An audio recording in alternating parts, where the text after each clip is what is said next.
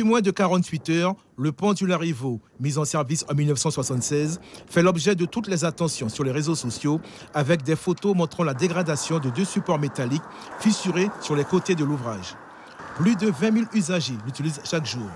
Claude Lereune, ancien chef du service route à l'ADL, la direction de l'environnement et du logement, depuis son arrivée en Guyane en 2004, a toujours suivi de très près les travaux réalisés sur le pont. En retraite depuis l'an dernier, il assure qu'il n'y a aucune inquiétude à avoir.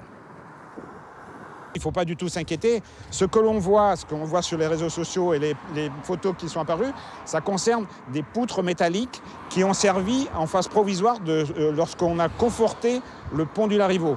C'est-à-dire c'est des éléments métalliques. De chaque côté du pont, on a mis en place ce qu'on appelait un quadripode. En fait, c'est 2 tabourets de chaque côté qui reposaient sur 4 pieds.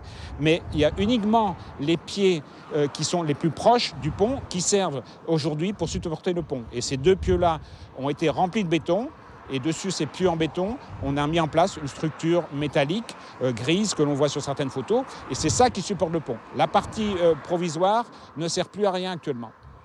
Les derniers travaux réalisés sur le pont du Larivot datent de 2014 avec des interventions au niveau du pilier numéro 13 suite à des affaissements. D'après certaines prévisions, ce pont doit durer 3 décennies. Cette réparation-là a été faite pour une trentaine d'années. Et en plus, on a conforté depuis, juste après ces problèmes-là, tous les pieux du pont du Larivot, plus les poutres métalliques, les poutres en béton qui supportent le tablier du pont. Tout ça, ça a été conforté, repris, réparé. Donc, il n'y a pas de souci. On peut en effet garder l'idée d'une bonne trentaine d'années de tenue pour ce pont. En outre, le CIREMA, le Centre d'études et d'expertise sur les risques, l'environnement, la mobilité et l'aménagement, sollicité par les services de la préfecture, a fait savoir aujourd'hui dans sa conclusion qu'il n'y a pas d'impact pour la stabilité de l'ouvrage et que la circulation peut être maintenue.